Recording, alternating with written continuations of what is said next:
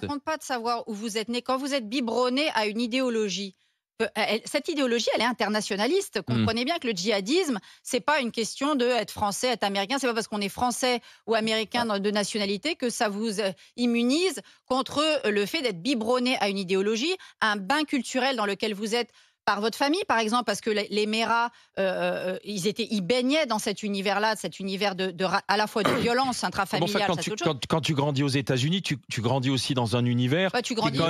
quand même, Oui, peut-être celui de l'égalité, mais aussi de l'ouverture voilà. d'esprit, où tu as beaucoup de Non, choses tu autour de grandis toi. aussi Quand dans un même. pays très communautariste où la Oui, liberté religieuse est comprise dans ses extrémités absolues, où tu peux avoir des églises hyper c'est vrai. fondamentalistes qui t'autorisent la polygamie et qui t'autorisent C'est des vrai. Mais groupuscules tu grandis aussi dans religieux. le pays du basket, le pays du rap, le Oui, pays mais du tu es rock'n'roll, dans ta bulle. qui aussi Mais cette t'ouvre aussi. Ouais. idéologie, qui est une idéologie mortifère et internationaliste et qui a pour but d'internationaliser le djihadisme, que ce soit le djihadisme chiite à travers la fatwa Khomeini ou le djihadisme sunnite à travers tout ce qu'ont fait les Saoudiens, Al-Zawahiri, parce que aussi Al-Zawahiri qui vient de mourir tué sur son balcon à Kaboul par un drone américain, bon débarras.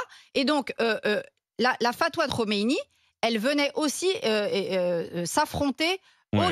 au djihadisme sunnite. Donc, c'est aussi un affrontement entre des djihadismes concurrents, les chiites et les sunnites. Oui. Néanmoins, ils sont dans le même combat, qui est celui de diffuser un islam mortifère, un islamisme qui, d'abord, tue les musulmans, et permet aussi à certains de faire des généralités sur les musulmans. Mais néanmoins, excusez-moi, vous avez entendu là des grands dignitaires musulmans français J'ai pas vu de s'exprimer. communiqué de la Eh ben grande, voilà, de la ben grande il est mosquée de toujours là le Paris non problème. plus aussi. Il est là le Tu problème. vois. Excusez-moi, la grande mosquée de Paris, qui d'ailleurs à l'époque, n'est-ce pas, Monsieur Dalil Boubaker, avait demandé à France Télévisions d'annuler la venue de Salman Rushdie chez Ouais. Bernard Pivot en 96, et tout le monde dans la classe politique avait trouvé qu'en effet, c'était pas très bien d'inviter Salman C'est Rushdie Jack chez Lang qui Pivot. avait dû faire le forcing à Voilà. l'époque, ministre de Donc, la Culture. rappelons-nous, et là, on est en 2022, on aurait aimé que les responsables musulmans français s'indignent de cet attentat et condamnent cet individu Mais et au contraire célèbrent la liberté d'expression de Salman Rushdie.